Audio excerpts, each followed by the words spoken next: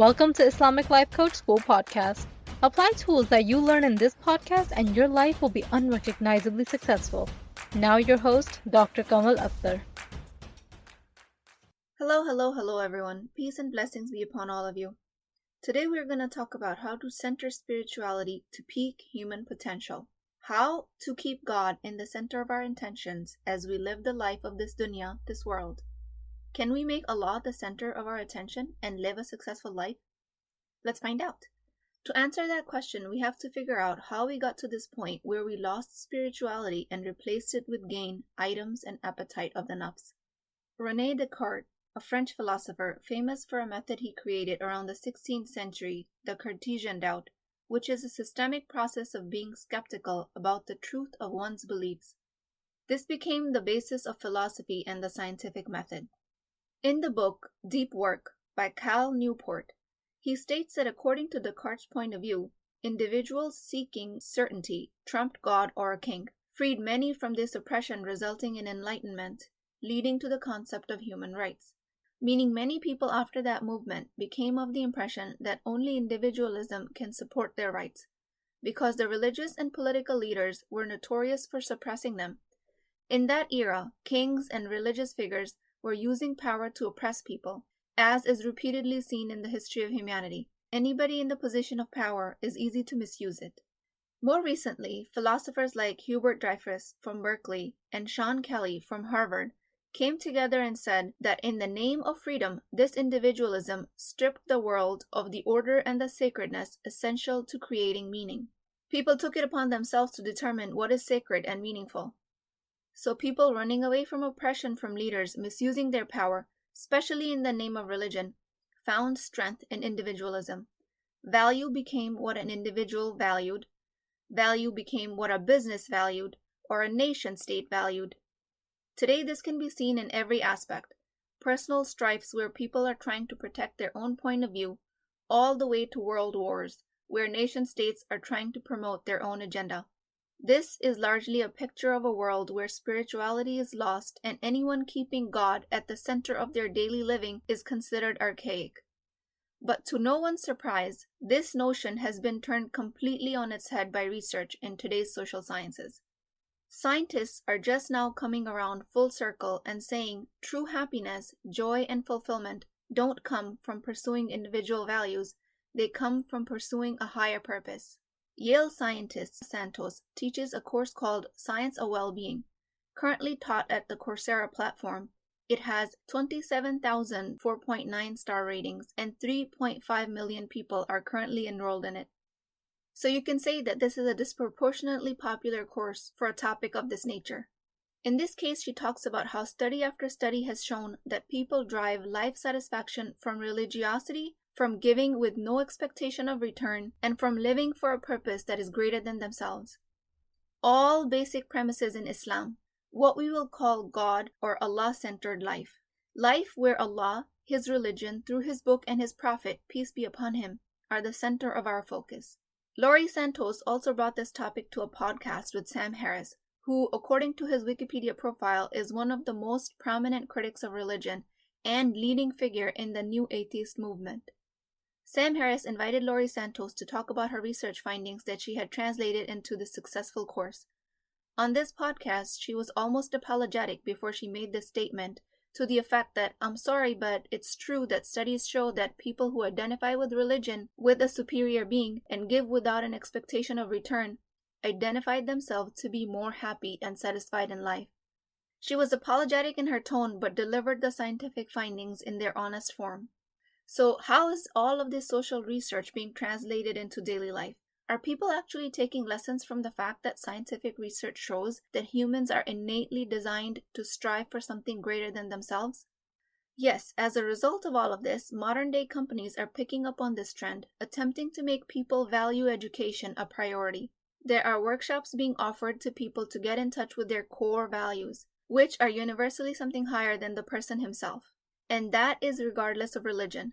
Because companies know that in pursuit of money, career, and promotions, human beings burn out, and then they blame the companies or other circumstances around them for their misfortune. This is costing companies a lot of money. So they are taking it upon themselves to provide their employees training on how to gain insight into their own values. This process, although, is just in its infancy, but it is a rising trend. Still, people avoid using religious terminology around their values with fear of social rejection. They say that I'm going to do this because the universe has meant this for me, or the nature has aligned itself for me to succeed in such and such task. They avoid using the word God altogether. But as Muslims, we identify with one God, Allah subhanahu wa ta'ala. If we use words like universe or nature or my life's purpose to describe our intentions that are undoubtedly directed towards a higher calling, this is reducing the capacity of God. So we recognize that entity as Allah. To us, Allah is greater than human mind can imagine, which is forever trapped in its five senses and in a linear time and place method of reasoning. Allah is beyond these concepts of time and place. Therefore, calling it my purpose, or the universe's plan, or my goal in life, or the call of nature is reducing Allah's qualities. And even beyond that, as Muslims, we go a step further by saying that we have blind belief in the greatness of Allah. There are signs that we are able to see in this world that show us this greatness, but we acknowledge that these are just signs and nothing more. Like the sign of the universe being larger than the human's capacity of imagination. It is just a sign. So finally, the world is coming back around to realizing putting human whims at the center of the purpose of existence only leads to destruction, at an individual level or a large-scale societal or national level. Naturally then, the question becomes, can we lead a life of Allah as the center of our intentions and still be successful in this world? I will add here that if Allah is the center of our life and thoughts and intentions, then people are usually not worried about their spiritual well-being. They are mostly worried about what will happen to their worldly life. So that will be my focus here. So the question most of us are usually contemplating is, can we make Allah the center of our lives and attention and still create a successful life in this world? And the answer is yes. Not only yes, but it is an obvious yes, especially if you know anything about this religion. The more important question, in my opinion, is how to do that. How to make Allah the center of our lives and still gain a worldly success. The answer is simple, but not easy. The answer lies within our intentions. What are your intentions when you set out to look for a job or education? The obvious answer that comes to us is that we want to earn money. I want to pay the bills. I want to provide food and house for my family. If you reflect on it even a little bit, this might be a deception. You're going to earn money through your job, but this is just a means. This money that you earn is just a means to an end. Money is just a tool. Like many other blessings available to us, like the internet, cars for transportation, Facebook, Clubhouse, all are tools. It is only when we lose focus of our higher purpose is when we run into conflict about these tools. So when you set out to go to work, yes, you earn money, but that is just a means to provide for your family with what Allah subhanahu wa ta'ala has intended for you. When you prepare a meal for your family, yes, it is so they can have something to eat and there are no hungry temper tantrums. But beyond that, it is because you are in service of Allah, fulfilling your purpose in life. So far, the examples I gave you sound very noble, but what to do when you're stuck in a dead-end job? Or, for example, in my case, when I'm doing laundry for the 356th time and my patience is running thin. It is difficult in that time to keep Allah at the center of our intentions. Yes, it is difficult, but it is not impossible. First of all, that is the best time to remember Allah. And second of all, when you realize that you have slipped away from holding on to the rope of Allah tightly, forgive yourself for being frustrated and angry at the situation. You are human. These emotions will come to you. It's not the end of the world if you lose sight of the higher purpose for that moment. It is not humanly possible to remember your higher purpose all the time. But that is what ihsan is, right? It is striving for the state where we can remember Allah at all moments. There would be no striving, no ihsan, if we could just do it automatically.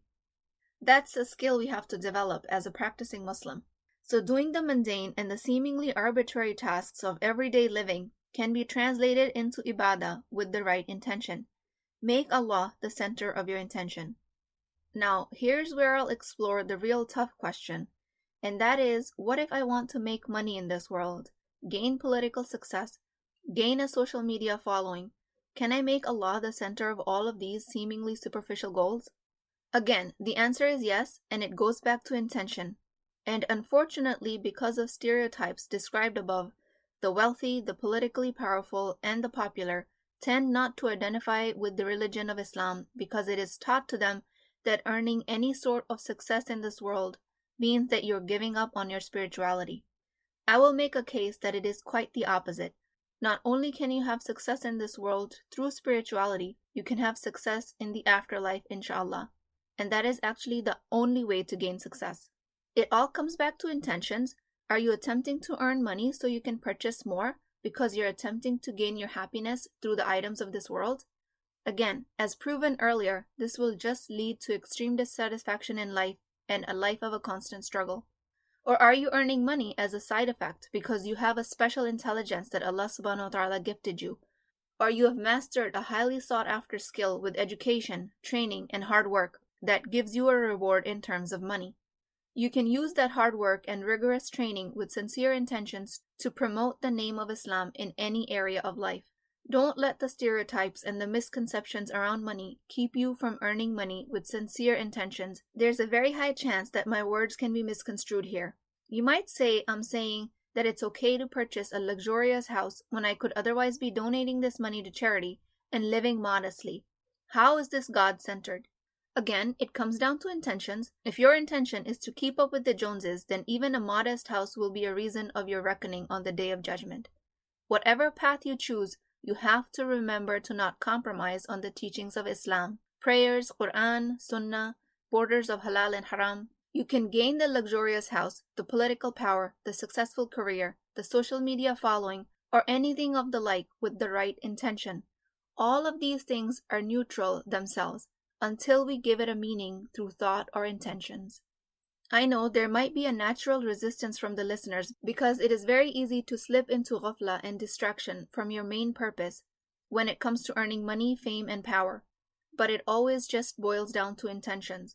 So if you are that ambitious kind of a person who is gaining momentum in their life at the price of religiosity, or if you are a kind of person that is strictly holding on to religion, afraid that any effort towards worldly success will compromise your religion, know that there is a middle path. While religiosity can thrive in one's heart without the worldly items, you will always have your nafs to fight. And you cannot thrive in the world without religiosity in the center of your attention. Imam Ghazali mentions, even if one is to shut out the distractions and temptations provided by one's outer senses, one's imagination will still bring up images and suggestions sufficient to lead astray any aspiring ascetic because of the ineradicability of basic forces of appetite and spirit. One's spiritual struggle will consequently continue until the advent of death. This paragraph pretty much summarizes what I teach at Islamic Life Coach School. Humans are designed to struggle. Even on the path of being a true ascetic, you will have struggles. So why not make religion, spirituality, and Allah the center of your intentions when you set out to aspire for your personal higher goals? You know that is the proven path. It was told to us 1400 years ago, and the science is now proving it with research. If you are to gain money, power, political success, fame, there's only one right way to do it, and that is with Allah being the center of your intentions. All other roads lead to destruction.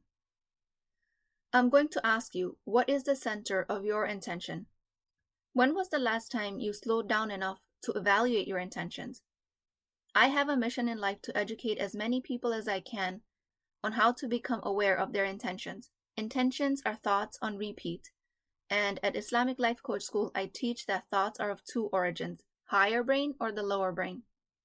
If at any point you find yourself taking shortcuts in your religion, compromising on the higher values, your Allah-centered focus, you're operating from your lower brain, the source of whispers of shaitan. And it takes constant effort to come back to the thoughts originating from the higher brain and to bring Allah back into the focus of attention. This is not because something has gone wrong, or because there is something fundamentally flawed with you, or with money, or the purchase you want to make. All of those things are neutral. They have the power of becoming a means of salvation, or strict questioning and reckoning, based on meaning we are attaching to them through our thoughts. Therefore, always keep your intentions in check. The best news is that the thoughts are in our control. And in my coaching, I teach you how to refine the process of gaining more authority over your thoughts so you can then create meaning in a way that things like money, fame, talent, possessions can be reduced to the neutral objects that they are. And then you can use these tools to create a life of a higher purpose, to center spirituality to peak human potential in service of Allah. With that, I pray that Allah subhanahu wa ta'ala gives us the drive to realign our intentions no matter where we are in our lives. I realize the only way to succeed in this world is to keep spirituality and Allah as the guide to all of our efforts. O Allah, I ask that you please make this path easy for us. O Allah, I ask that those of us who set out to bring glory to the religion of Islam in this world, we do it with the right intention. And I pray that if as humans we become distracted with the bedazzlement of this world, that you're quick to bring us back to the right path, the only path to success. That is through your teachings of Islam, through keeping you, Allah, as our utmost priority at all times. May Allah make this month of Ramadan a source to realign our thoughts and intentions, and that these intentions become embedded in the core of our beings, so we can carry them out throughout our lives with minimal effort, inshaAllah. With that, I ask that you please keep me in your du'as, and leave me a review on iTunes if this has helped you in any way. I will talk to you guys next time. If you're interested in getting coached by me, I'm offering a very affordable opportunity to do that with Wisdom Wednesdays. This is not a course, not a lecture. This is an opportunity for live coaching, real change with Islamic adab and etiquette. You do not need more information. You actually need a space to create change. At $19.99 a month, which is the price of takeout dinner, you as a Muslim woman will create confidence, intimacy, and connection without shame or fear of judgment, because your privacy is my highest priority. So join at www.islamiclifecoachschool.com, resources, Wisdom Wednesdays. I'll see you inside, inshallah.